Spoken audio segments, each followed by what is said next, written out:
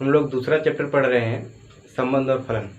संबंध और फलन में पिछले वाली वीडियो में हम लोगों ने देखा समुच्चयों का कार्तीय गुणन क्या होता है, कैसे उसका गुणन ज्ञात किया जाता है, और उसके गुणन में क्रमित युग्म जो होते हैं वो कैसे प्राप्त किए जाते हैं, कैसे क्रमित युग्म बनाए जाते हैं। इन दोनों बातों को हम लोगों ने पिछली वीडियो में देखा था कि दो समुच्चय अगर दिए गए हैं तो वहाँ से क्रमित युग्म और कार्तीय गुणन कैसे ज्ञात करते हैं। तो जो कार्तीय गुणन होता है, अगर दो समुच्चय हमारा दिया गया है तो वहाँ से हम उसके अवयवों से क्रमित युग्म बनाएंगे। क्रमित युग्म कैसे बनता है? 1 4 1 5 और 2 4 2 5 एक क्रमित युग्म बनेगा। तो इन्हीं अवयवों को समुच्चय बना देंगे तो यही हमारा ए और बी का कार्तीय गुणन प्राप्त होता है। तो जो इसके अवयव हैं इसको हम क्या बोलते हैं? क्रमित युग्म। ये सभी क्रमित युग्म है। और पहला जो एलिमेंट दिख रहा है इसका उसको बोलते हैं प्रथम घटक।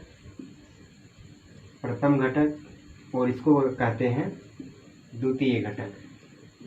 ठीक, तो ये घटक के बारे में, क्रमित युग्म और कार्तीय गुणन के बारे में हम लोगों ने पढ़ चुका है। अब देखिए क्वेश्चन में जो दिया गया है, दो क्रमित युग्म बराबर दिया गया है। तो दो क्रमित युग्म बराबर कब होते हैं? दो क्रमित युग्म बराबर तभी होते हैं जब दोनों क्रमित युग्म का प्रथम घटक संगत प्रथम घटक बराबर हो और द्वितीय घटक एक दूसरे के बराबर हो। अर्थात अगर ये 1 4 है तो ये किसी क्रमित युग्म के बराबर तभी होगा जब इसका पहला घटक 1 है तो इसका भी 1 होना चाहिए, दूसरा घटक 4 है तो ये भी 4 होना चाहिए। अर्थात प्रथम घटक के बराबर हो और द्वितीय घटक के बराबर हो, तभी हम कहेंगे कि दोनों क्रमित युग्म क्या है, एक दूसरे के समान है। तो यहाँ पे देखिए दिया गया, यदि ये क्रमित युग्म बराबर ये क्रमित युग्म, तो x और y का मान ज्ञात कीजिए। तो क्रमित युग्म बराबर दिया गया है तो हम रखेंगे, चूँकि दो क्रमित युग्म समान है इसलिए संगत प्रथम घटक क्या होंगे? समान होंगे। तो संगत प्रथम घटक इसका ये है और इसका ये है, तो दोनों एक दूसरे के बराबर हो जाएगा। तो हम रख लेंगे x/3 + 1 = 5/3। ठीक, इसको हल कर दे, या तो एक उधर ले जाइए तो ये हो गया 5/3 - 1, इसको घटाया जाएगा तो x/3 बराबर क्या आएगा? 3 1 के 3, 5 में 3 घटाएंगे 2/3 आ जाएगा। तो 3 और 3 कैंसिल होके x का मान मिल जाएगा 2। ठीक, अब अभी तो प्रथम घटक बराबर किए हैं तो x का मान मिल गया। अब द्वितीय घटक एक दूसरे के बराबर कर दें, इसलिए द्वितीय घटक भी क्या होंगे? द्वितीय घटक समान होंगे। द्वितीय घटक क्या है? इधर y - 2/3 बराबर इसका द्वितीय घटक है 1/3, तो -2/3 उधर पक्षांतर करेंगे तो प्लस हो जाएगा। ठीक है, तो ये y बराबर क्या आ गया? 1 और 2 जोड़िए 3/3 आ जाएगा, तो कैंसिल होके y बराबर क्या आ गया? 1। तो ये x बराबर 2 और y बराबर 1 हमारा आ जाएगा क्या? क्वेश्चन का आंसर। तो जब भी दो क्रमित युग्म बराबर दिए हो तो वहाँ पे हम ये रखेंगे कि उसका प्रथम घटक पहले क्रमित युग्म का और दूसरे क्रमित युग्म का प्रथम घटक बराबर होगा और दोनों के द्वितीय घटक बराबर होंगे, तभी कहेंगे कि दो क्रमित युग्म समान है। दूसरा क्वेश्चन देखिए, इसमें अवयव की संख्या पूछ रहा है। कार्तीय गुणन में कितने अवयव होंगे उसकी संख्या पूछ रहा है। देखिए दिया गया है कि यदि समुच्चय ए में 3 अवयव हैं तथा समुच्चय बी में आप देख रहे हैं 3 4 5, अर्थात इसमें भी 3 अवयव हैं, तो हम रखेंगे नंबर ऑफ ए = 3 और नंबर ऑफ बी = ये भी 3 है। तो आपको number of A cross B पूछ रहा है। तो इसके संख्या के बारे में हमने बताया है कि समुच्चय ए और बी में जितने अवयव होंगे उनके कार्तीय गुणन में दोनों समुच्चयों के अवयव की संख्या का गुणा कर देंगे, तो जो संख्या प्राप्त होगा वही क्या होगा? कार्तीय गुणन में अवयव की संख्या। अर्थात हम लिख सकते हैं number of A cross B = number of A into number of B. तो ये आ जाएगा 3 × 3 9 एलिमेंट। ठीक है, तो उसके कार्तीय गुणन में कितने अवयव होंगे? 9 अवयव होंगे। ये कैसे 9 होगा? अभी तीसरा क्वेश्चन करते हैं, तो यहाँ से आपको समझ में आ जाएगा कैसे ये 9 होगा, जबकि ये बात हम पहले बता चुके हैं पिछली वीडियो में। तीसरा देखिए, G दिया गया, H दिया गया, तो G क्रॉस H और H क्रॉस G, दो का आर्थिक गुणन ज्ञात करने हैं। तो पहले देखिए G क्रॉस H कैसे ज्ञात करते हैं। तो G क्रॉस H का मतलब जो समुच्चय होगा, किसका समुच्चय होगा, क्रमित युग्म का समुच्चय होगा। और क्रमित युग्म कैसा होगा, समुच्चय G से प्रथम घटक बनाया जाएगा और H से द्वितीय घटक लेकर के क्रमित युग्म बनाया जाएगा। तो प्रथम घटक आप 7 लेंगे तो 7 लेंगे, इधर द्वितीय घटक ये होगा, तो हो जाएगा 7 5 एक युग्म, फिर दूसरा 7 4, फिर तीसरा है 7 2। क्लियर। अब ये दूसरा अवयव लीजिए, तो क्या बनेगा 8 5 8 4 और 8 2। तो अब और युग्म नहीं बनेंगे। G क्रॉस H ज्ञात करने का मतलब है कि जो पहला सेट है उसके अवयव को प्रथम घटक में रखेंगे, ठीक, और जो दूसरा सेट है उसके अवयव को द्वितीय घटक में रखेंगे। क्लियर। दूसरा ज्ञात कर ले हम, H cross G, H cross G। अब जो H सेट है इसके एलिमेंट को पहले रखना है और G एलिमेंट को उसके बाद में रखेंगे। पहले H लेकर बनाइए, 5 से बनाइए, तो आएगा 5 7, फिर 5 8, फिर दूसरा एलिमेंट है 4 4 7 4 8, फिर 2 को लेकर बनाएंगे तो आ जाएगा 2 7 और 2 8। तो इस प्रकार से ये दोनों कार्तीय गुणन हम प्राप्त करेंगे। अच्छा, इसमें अवयव की संख्या देखिए, इसमें 2 अवयव हैं, इसमें 3 अवयव हैं। 2 गुणे 3 करें, कितने अवयव प्राप्त होंगे, 6। किसके अवयव होंगे, कार्तीय गुणन के। देखिए ये 2 4 2 6, इसमें भी देखिए 2 4 6 एलिमेंट है, अर्थात कार्तीय गुणन में अवयव की संख्या दोनों समुच्चयों में अवयव की संख्या का के गुणनफल के बराबर होता है। क्लियर। चौथा क्वेश्चन देखते हैं। इसमें दिया है कि सत्य और असत्य कथन को छांटना है। यदि असत्य कथन है तो उसको सत्य बना करके लिखना है। तो देखेंगे सत्य और असत्य कौन है। पहला दिया गया है कि सेट है P = Mn और Q है Nm, तो P क्रॉस Q, ये तो सही नहीं लग रहा है। क्यों, क्योंकि अवयव की संख्या कम दिख रही है। कितने अवयव होने चाहिए इसमें, इसमें 2 है, इसमें 2 है, तो 2 दूना 4, तो 4 अवयव इसमें होने चाहिए, तो ये गलत है। तो पहला हमारा क्या हो जाएगा, असत्य होगा। इसको सत्य बनाइए, तो P क्रॉस Q, इसको निकालेंगे तो पहले आप अवयव किसका रखेंगे, P का रखेंगे पहले घटक में, द्वितीय घटक में Q का। तो M से बनाइए Mn औरMm, Mn दूसरा अवयव M। चलिए दूसरे अवयव से बनाइए N से, तो Nn और Nm। इस प्रकार से 4 एलिमेंट बनेंगे, तो ये आपका सही हो जाएगा। दूसरा है, यदि A B 2 अरिक्त समुच्चय हैं तो A क्रॉस B क्रमित युग्मों का x y का एक अरिक्त समुच्चय प्राप्त होता है। इस प्रकार से x बिलोंग्स टू A तथा y बिलोंग्स टू B। तो ये भी सत्य ही है। कैसे सत्य है कि अगर 2 सेट हैं A और B, जैसे यहाँ पे P और Q था, तो इसका क्रमित युग्म जो बना है वो क्रमित युग्मों x y, ये क्रमित युग्म x y का एक अरिक्त समुच्चय बना है, जो इस प्रकार है कि x belongs to A। x मतलब पहला एलिमेंट कहाँ से होगा, पहले सेट से। तो जो पहला एलिमेंट लिया गया है वो कहाँ से लिया गया है, पहले सेट से लिया गया है, और द्वितीय एलिमेंट दूसरे सेट से। तो ये जो द्वितीय एलिमेंट दिख रहा है ये दूसरे सेट Q से लिया गया है, तो इसका मतलब ये सत्य है। तीसरा देखिए, A और B 2 समुच्चय दिया गया है, तो क्या A cross B intersection phi = phi होगा। देखिए तो तीसरा चेक किया जाए।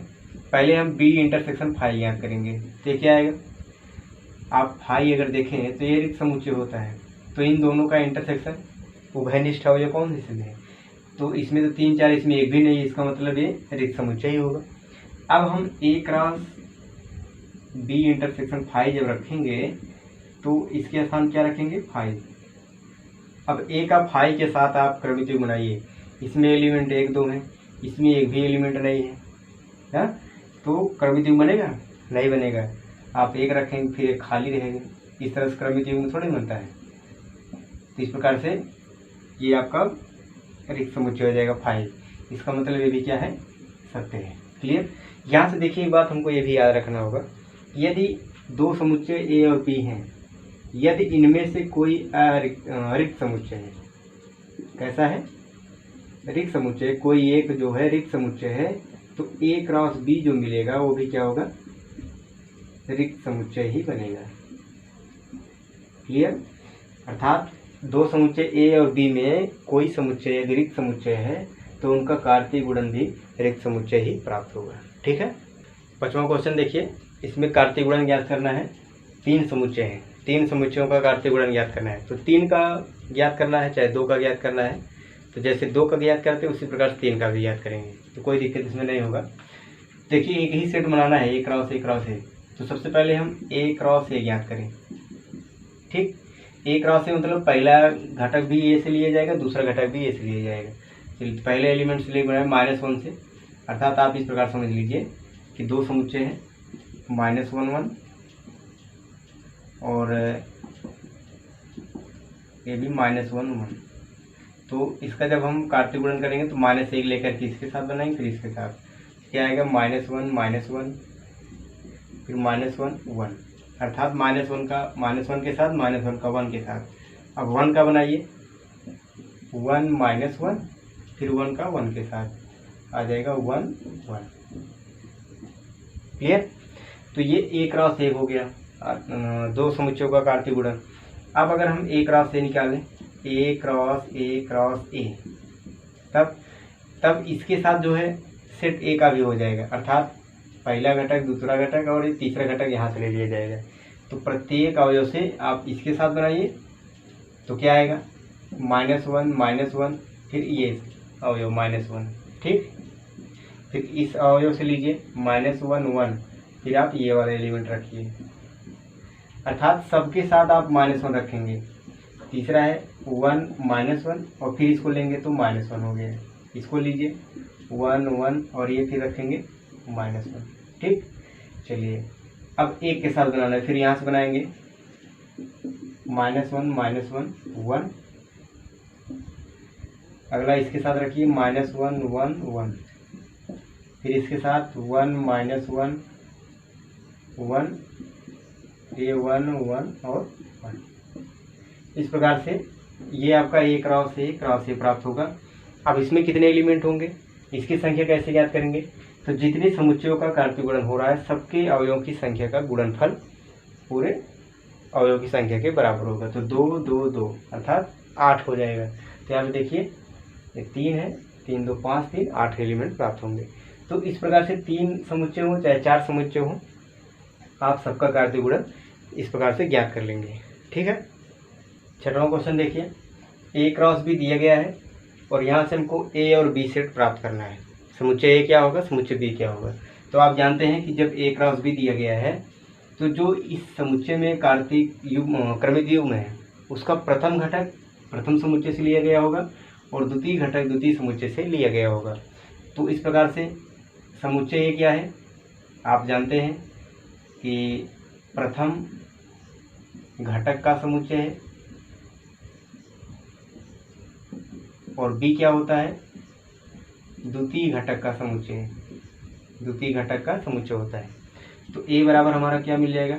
अब देखिए प्रथम घटक में कौन कौन है, ये और ये, इन सबको लिख लीजिए। तो आप जानते हैं A और B दो अवयव दिख रहे हैं, क्योंकि A B ऐसे नहीं लिखेंगे, एक अवयव को 2 बार नहीं लिखा जाता है, इसलिए दोनों A को 1 बार लिखा गया और इन B को 1 बार। अब B क्या होगा, द्वितीय घटक x y अर्थात x और y। ठीक है, इसमें भी 2 बार x से 2 बार y है तो उसको एक ही बार लिखेंगे। समुच्चय में एलिमेंट को आप एक से अधिक बार नहीं लिखते हैं। तो ये समुच्चय A और समुच्चय B हो जाएगा। ठीक। 7वां क्वेश्चन देखिए, दिया गया है यदि A बराबर समुच्चय दिया गया, समुच्चय B C और D 4 समुच्चय दिया गया है, तो सत्यापित करना है कि A cross B intersection C equal to A cross B intersection A cross C। तो चलिए इसको किया जाए। इसका लेफ्ट साइड अगर हम हल करना चाहेंगे तो सबसे पहले हमको B इंटरसेक्शन C ज्ञात करना पड़ेगा।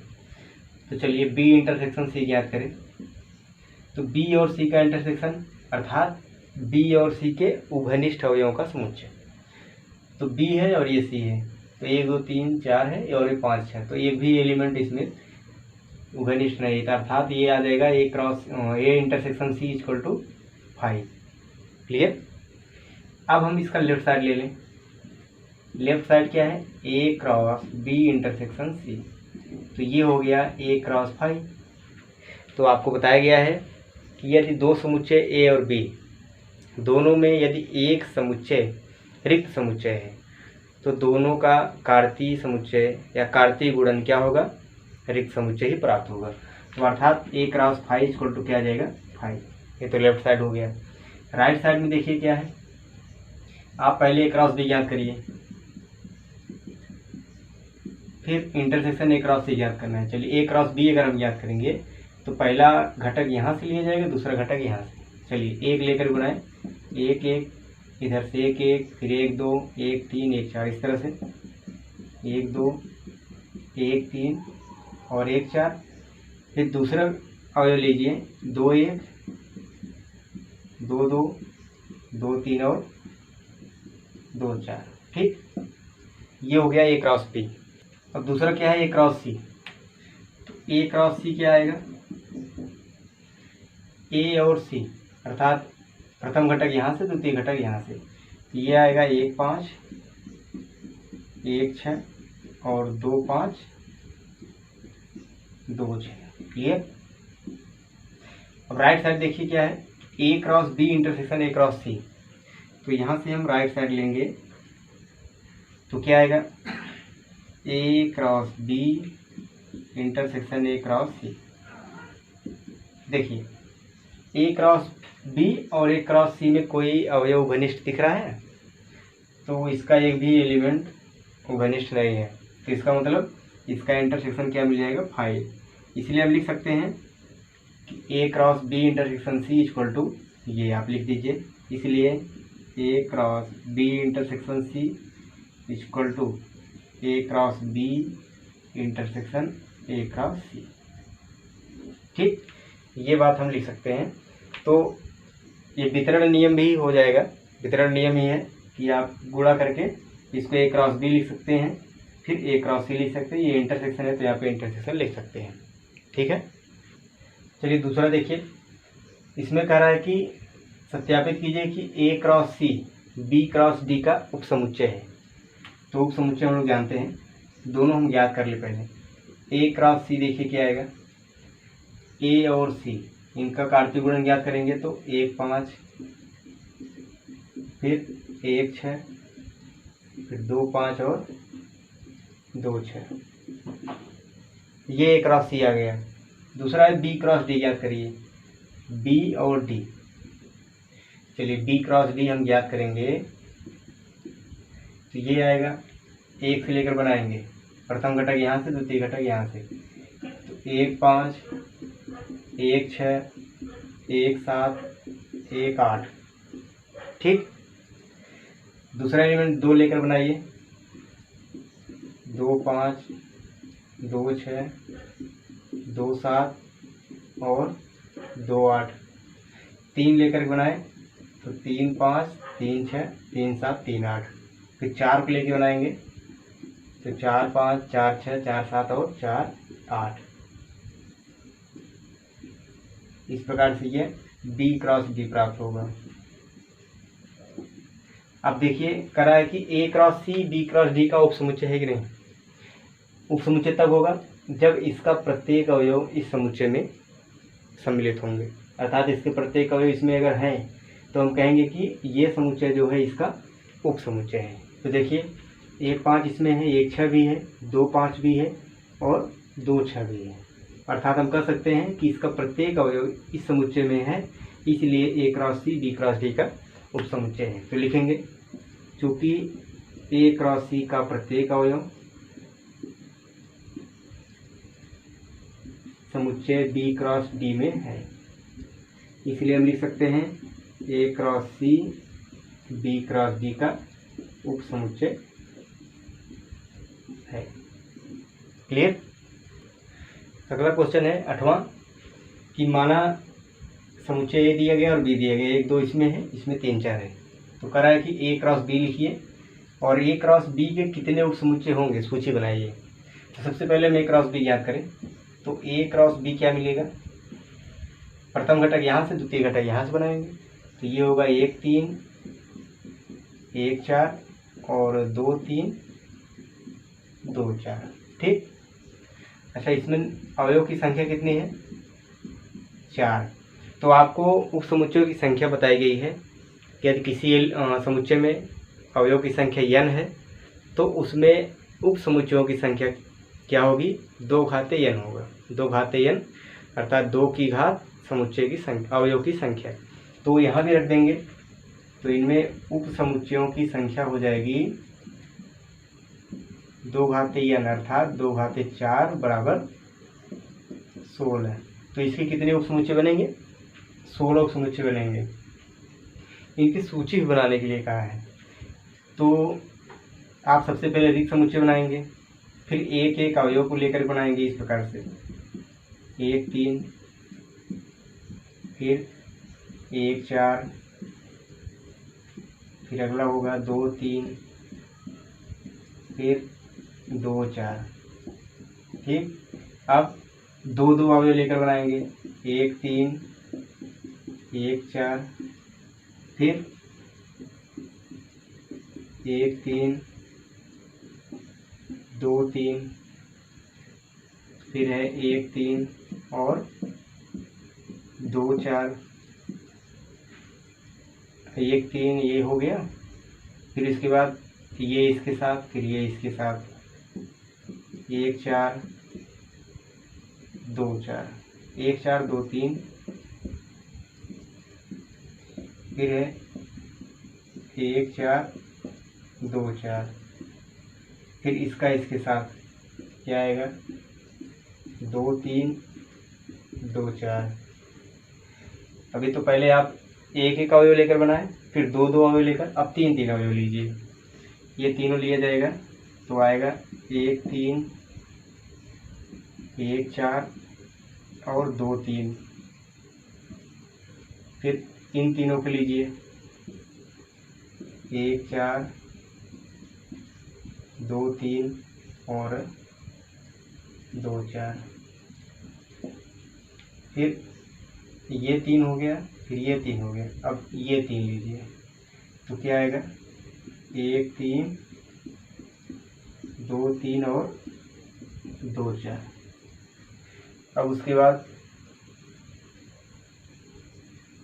1 2 3, फिर 1 2 3, फिर 1 2, ये इसके साथ लीजिए 1 3 1 4 और 2 4।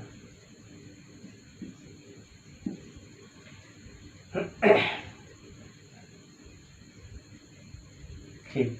अब चारों ले लीजिए एक साथ 1 3 1 4 2 3 और 2 4। देखिए कितने उपसमुच्चय बने, इधर 1 और 4 5, 5 2 7, 2 9, 2 11, 12 13 14 15 और 16। तो ये आपके 16 उपसमुच्चय बन जाएंगे। ठीक है।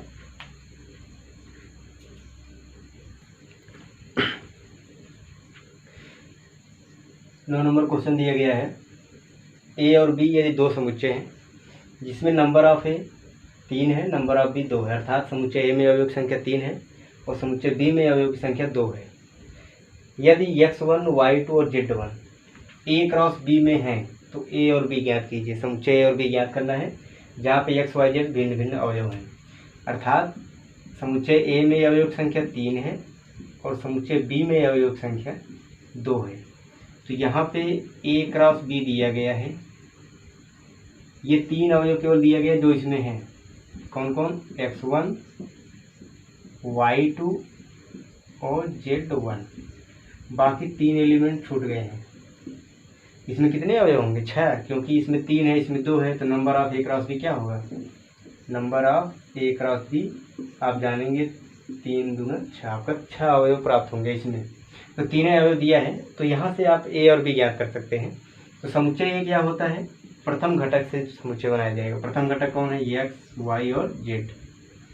तो इसमें एक्स वाई जेड हो गया। और द्वितीय घटक से बनाएंगे समुच्चय बी। द्वितीय घटक कौन कौन है, 1 2 और 1, अर्थात 1 2, ये 2 एलिमेंट है इसमें। तो यहाँ से आप देख रहे हैं कि इसमें 3 अवयव दिया गया था, 3 अवयव प्राप्त हुआ, इसमें 2 दिया गया था, 2 अवयव प्राप्त हो गया। तो इनका जब कार्तीय गुणन ज्ञात करेंगे तो ये 3 एलिमेंट मिलेंगे और 3 अन्य एलिमेंट मिलेंगे जो यहाँ से क्रमित युग्म के रूप में प्राप्त होगा। तो इस प्रकार से दोनों समुच्चय ए और बी हम प्राप्त कर लेंगे। देखिए 10वां क्वेश्चन, ये भी वही क्वेश्चन दिया गया है जैसे अभी 9 नंबर क्वेश्चन था। इसमें आपको 2 समुच्चय न दे करके एक ही समुच्चय दिया है। समुच्चय ए है जिसका कार्तीय गुणन लिखा गया है। तो ए क्रॉस ए में दिया गया है 9 अवयव हैं, जिसमें -1 0 और 0 1 भी है, अर्थात ए क्रॉस ए ये जो समुच्चय है इसमें 2 एलिमेंट दिया गया है, ठीक, बाकी एलिमेंट नहीं दिया गया है। जबकि इसमें कितने एलिमेंट हैं, 9। तो 9 एलिमेंट होने के नाते आपका ये होगा कि नंबर ऑफ ए कितना होगा। अच्छा, दोनों का गुणा किया जाएगा तभी 9 होगा। तो ऐसी कौन सी संख्या होगी जिसका गुणा करके 9 प्राप्त किया जाए, 3 ही होगा, 3 3। तो इसमें भी 3 होगा, इसमें भी 3, अर्थात नंबर ऑफ ही कितना होगा, 3। दोनों समुच्चय में 3 3 अवयव होंगे, तब जा करके इसमें 9 अवयव प्राप्त होंगे। चलिए यहाँ से देखिए, अगर हम प्रथम घटक से समुच्चय लें, जो ये समुच्चय होगा ये कहाँ से होगा, प्रथम घटक से, अर्थात -1 और 0 होगा। फिर इसमें एक एलिमेंट नहीं है, ठीक। अच्छा, ये समुच्चय लेंगे तो दूसरे घटक से मिलेगा। दूसरा घटक क्या है, 0 और 1, 0 और 1 है, बाकी तीसरा अवयव इसमें भी नहीं प्राप्त है। अब आप ये देखिए कि ये जो दोनों सेट हैं ये दोनों एक ही सेट तो है, ये भी ए है ये भी ए है, इसका मतलब दोनों एक ही सेट हैं। तो दोनों एक ही होने का कारण ये हो जाएगा -1 0 और 1, अर्थात इसका जो 4 अवयव दिख रहा है ये एक ही समुच्चय के हैं। तो 0 को 2 बार न लिख करके एक बार लिखा जाएगा, और ये -1 और ये 1, अर्थात ए बराबर हमारा क्या आ जाएगा, -1 0 और 1। क्लियर। अब इसी ए क्रॉस ए का हम गुणा करेंगे तो हमारे सभी शेष अवयव प्राप्त हो जाएंगे। कैसे, -1 का तीनों के साथ करिए, -1 -1, फिर -1 0 -1 1। अब 0 के साथ करिए, 3 के साथ 0 -1 0 0 और 0 1। फिर 1 के साथ करिए, तीनों अवयव लेकर के, ये 1 -1 0 1 0 और 1 1। तो ये 9 अवयव प्राप्त हो जाएंगे ए क्रॉस ए में। तो इस प्रकार क्वेश्चन कंफ्यूजिंग दे देता है कि वहाँ पे हमको अवयव की संख्या प्राप्त करना कठिन हो जाता है। लेकिन प्रथम घटक द्वितीय घटक दोनों से देखेंगे तो दोनों समुच्चय एक ही समुच्चय है, तो दोनों के अवयव मिला करके आप समुच्चय प्राप्त कर लेंगे।